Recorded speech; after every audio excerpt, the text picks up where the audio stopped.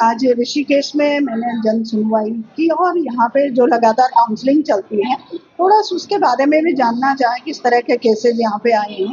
तो ज़्यादातर घरेलू हिंसा के केस में देख रही हूँ महिलाओं को लेके, और कैसे ये समाधान करते हैं और किस तरह का पुलिस का व्यवहार होना चाहिए काउंसलिंग में महिलाओं के साथ। ये सब चीज़ें अभी मैंने इनसे डिस्कस की, किस तरह से आप महिलाओं के साथ व्यवहार करते हो।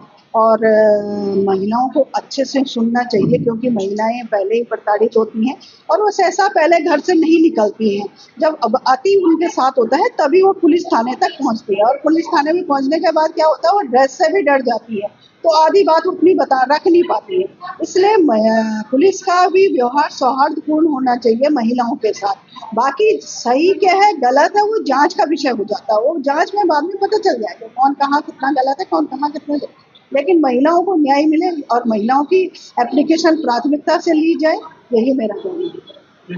महिला काउंसिलिंग सेल होते हैं, कैसे आपको महिला काउंसिलिंग सेल में क्या किस तरीके का आपको लग रहा है कि मैनेज किस तरीके से किया जा रहा है?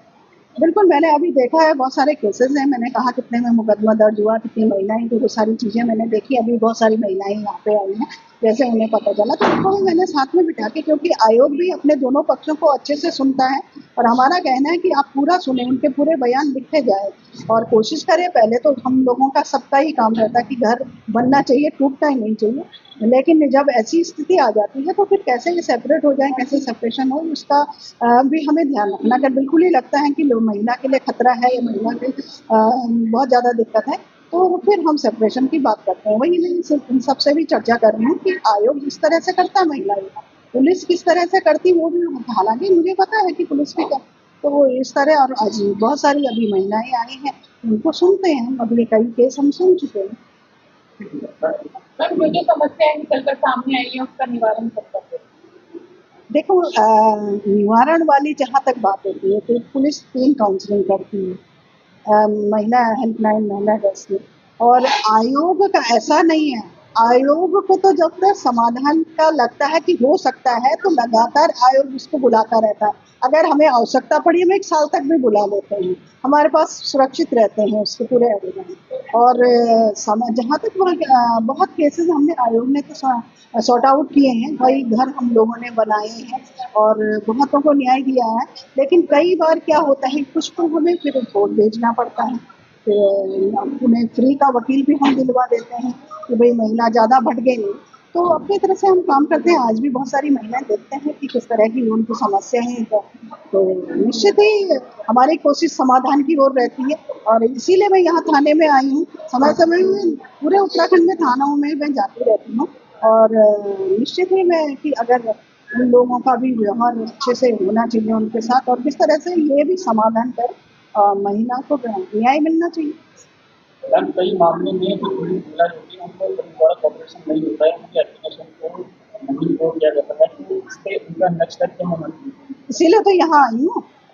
जब ऐसा लगता है कि कहीं पुलिस महिलाओं को ढंग से सुनेगी नहीं, वो नहीं, तो इसलिए मैं खुद ही आ जाती हूँ और आज भी आई हूँ।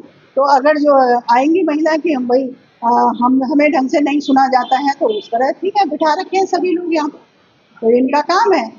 ये सरकार की ताकत है, पुलिस की अपनी ताकत होती है, वर्दी की ताकत होती है, वेपन्स की ताकत होती है, सरकार की ताकत होती है, इनके पीछे सारी ताकत है। इनका काम ही है कि ये महिलाओं को न्याय दिलाए। कोई भी पीड़ित अगर आता है तो उसकी बात सुने, तो निश्चित ही इसलिए बैठी हूँ यहाँ पे आज। आज की काउंसिल में आपको क्या लगता है कि महिला हेल्प डेस्क में क्या कुछ चेंजेस आने चाहिए ऋषिकेश में, या फिर कुछ बदलाव, या फिर कुछ और ऐसे पॉइंट्स जो महिला हेल्प डेस्क में उनको जोड़ने चाहिए जिससे कि और महिलाओं के लिए सुगम हो जाएगा चाहिए? बिल्कुल, सबसे पहले तो व्यवहार अच्छा होना चाहिए।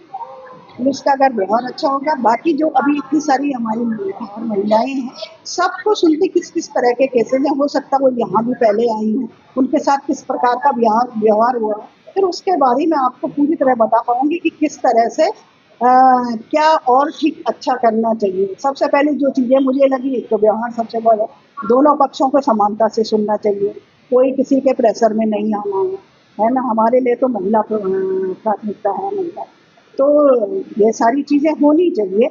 और अगर मुझे लगा कुछ चेंज करने वाली होगी तो मैं निश्चित उनसे बात करूँगी, डिस्कस करूँगी।